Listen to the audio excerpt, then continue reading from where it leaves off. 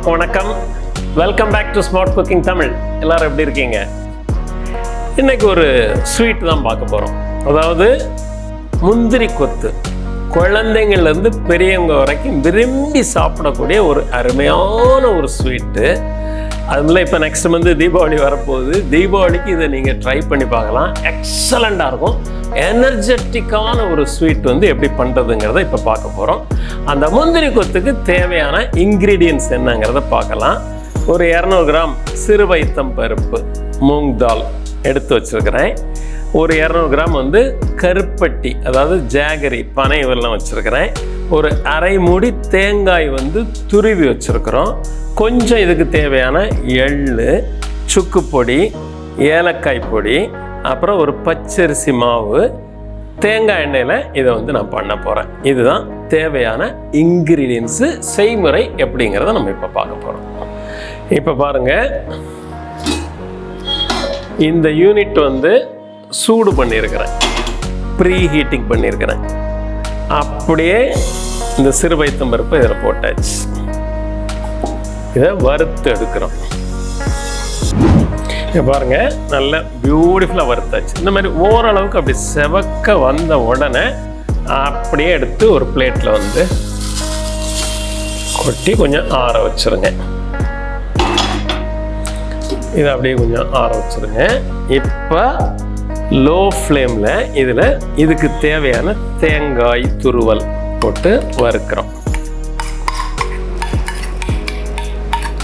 இப்போ தேங்காய் ரொம்ப வறுக்கக்கூடாது, ஆனால் வறுக்காமலும் இருக்கக்கூடாது, ஃப்ரை பண்ணாமல். கொஞ்சம் அப்படி லைட்டாக செவக்கிறது வரைக்கும் பண்ணணும். அந்த ஈரப்பதம் போயிடணும். அது மாதிரி இதை ஆற வச்சு மிக்சியில் போட்டு நீங்கள் பவுடர் பண்ணும்போது ரொம்ப நைஸாகவும் இருக்கக்கூடாது, ரொம்ப குறகுறன்னு இருக்கக்கூடாது. அதாவது சூஜி இருக்கு இல்லையா, வெள்ளை ரவை, பாம்பே ரவை, அந்த பக்குவத்துக்கு இந்த நீங்கள் அப்படி லைட்டாக குறகுறன்னு அரைச்சி எடுத்துக்கணும். பாருங்கள், இந்த ஸ்டேஜ் தான். அதாவது இதுக்கு மேலேயும் வறுத்துடக்கூடாது, அது ஒரு மாதிரி எண்ணெய் விட்டுடும். இதுக்கு கம்மியாகவும் வறுக்கக்கூடாது, அந்த ஈரப்பதம் போயிடணும். அவ்வளோதான். இந்த தேங்காயை வேற ஒரு பவுலில் ட்ரான்ஸ்ஃபர் பண்ணிடுறேன். இப்போ பாருங்கள், அந்த சிறு வைத்தம் பருப்பை கரெக்டாக ஒரு அப்படி ரவை பதத்துக்கு அப்படி மிக்ஸியில் போட்டு அடித்து எடுத்துருக்குறோம். அதை இந்த பவுலில் நான் போட்டுக்கிறேன். அதே மாதிரி தேங்காய், இதுக்கு தேவையான தேங்காய் வறுத்து எடுத்துருக்கிறோம் பாருங்கள், அதையும் இதில் போட்டு மிக்ஸ் பண்ணுறேன். இப்போ இதுக்கு கூட கொஞ்சம் சுக்கு பொடி. நார்மலாக நிறைய பேர் அதாவது ட்ரை ஜிஞ்சர் சேர்க்க மாட்டாங்க, பட் இது ஒரு டிஃப்ரெண்ட்டான ஒரு டேஸ்ட்டை கொடுக்கறது. இதுக்கு தேவையான ஏலக்காய்.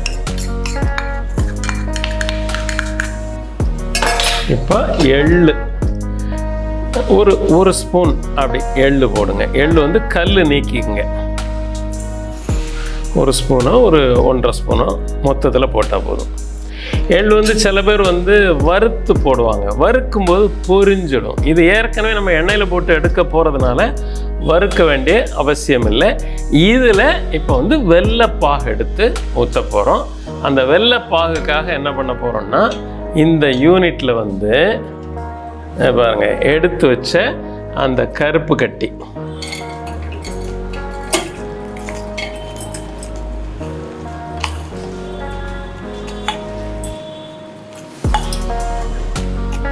எடுத்து வச்சாச்சு. இதில் கொஞ்சம் தண்ணி ஊற்றிக்கிறேன்.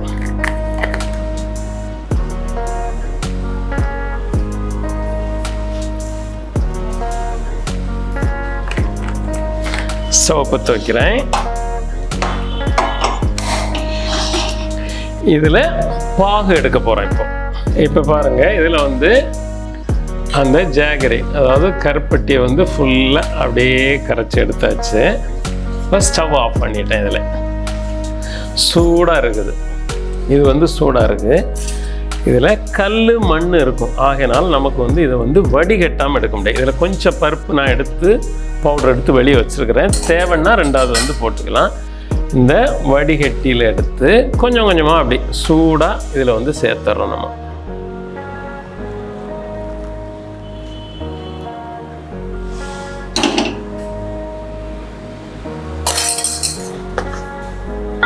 சூடாக இருக்கும். அதனால் ஒரு கரண்டி வச்சுக்கோங்க. அப்படி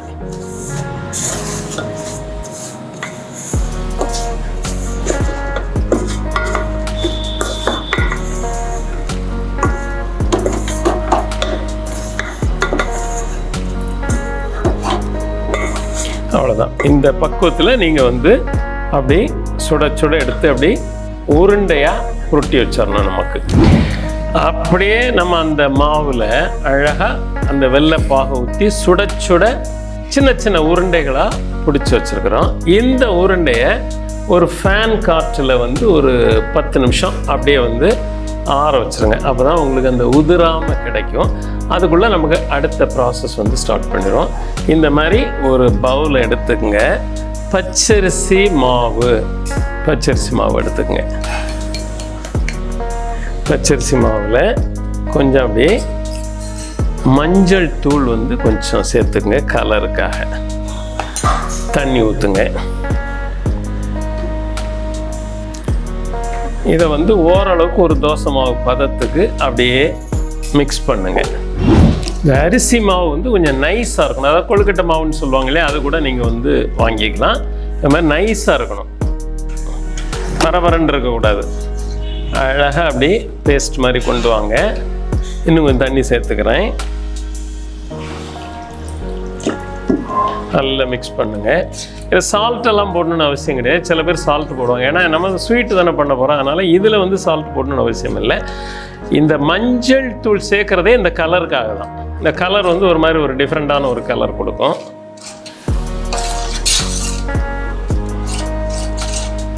எடுத்து காட்டுறேன் பாருங்கள். இது கரெக்டான ஒரு பக்குவம். ரொம்ப மாவு மாதிரி இருக்கக்கூடாது, ரொம்ப தண்ணியாகவும் இருக்கக்கூடாது. இதுதான் இந்த பக்குவம் தான் கரெக்டாக இப்போ வந்து உங்களுக்கு ரெடி.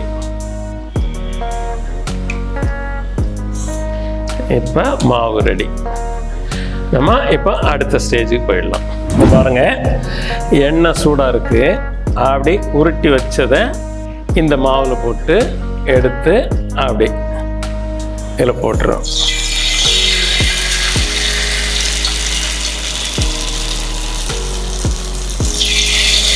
நீங்கள் ரெண்டாக கூட போட்டுக்கலாம்.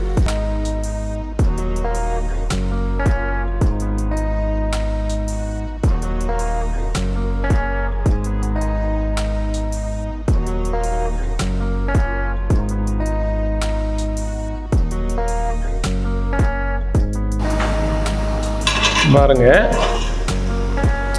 இந்த ஸ்டேஜில் அழகாக அந்த ஓசை அடங்குற மாதிரி இருக்கு இல்லையா, அப்படியே எடுத்துருங்க.